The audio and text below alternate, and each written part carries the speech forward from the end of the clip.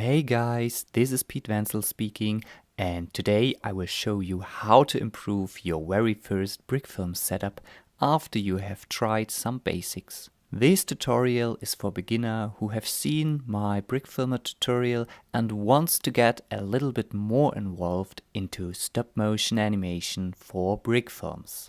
So I will show you some basic techniques and best practice to improve your Brickfilm quality from the left one to the right one. At the moment, everybody can see my room in the background of the set. There are multiple options to prohibit this. You may change the point of view that you only see the set. By the way, there are multiple perspective styles for proper storytelling, but at this stage I will not go more into detail. You may enhance the set in the background that you're not seeing the end of it. This is not always working, therefore the last alternative is to put some colored paper in the background. Best is to have a matching color for each set. For example, the sky is blue, mountains are gray, and snow would be white. To reduce camera movement during shooting, I would suggest to use a small tripod. This smartphone to tripod converter is pretty handy, but if you do not own one and you do not want to buy one, you could also fix your smartphone to your tripod with tape as well. Before starting shooting, connect your device to a power supply.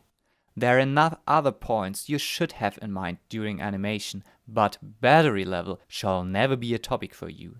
If you have one, use a remote trigger for your device. This will prevent your camera from small wiggles caused by manually touching the trigger.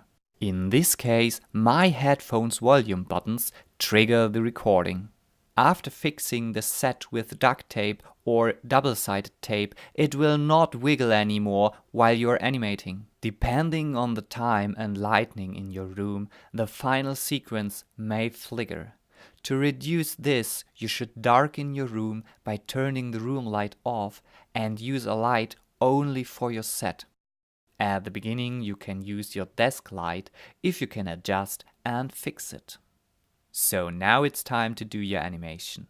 By using the remote trigger, you have to be careful that you do not take some pictures of your hand. This may happen from time to time, but it's not a big issue. You can fix it afterwards.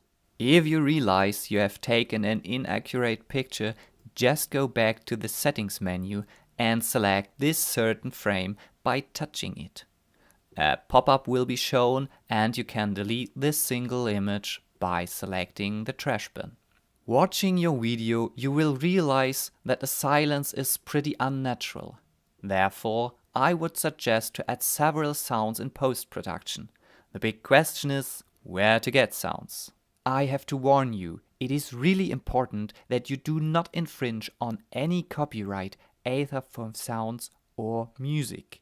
There are plenty of sound search sites, but I will show you my personal favorite, freesounds.org. After you have created an account, you can search for your needed sounds. Using the advanced search, you can filter the results by certain license models. I always filter by Creative Commons public domain, which means I do not have to name the original author in my video credits and can modify everything. If you would like to use music for your films, have a look at incompetech.com. You will find every music style you need, but beware, you have to name Kevin MacLeod in your credits. In Windows Movie Maker, I can go through the timeline by shifting the black thin vertical line back and forth. If you're adding additional pictures or sounds, they will be inserted at the position of this cursor. New pictures were added using Start, Add Videos and Pictures. New sounds could be added using Start, Add Music. You can add titles, subtitles or credits within this tool. If you would like to change the order of certain scenes, you should select all of their frames using Shift and left mouse and change the position via drag and drop.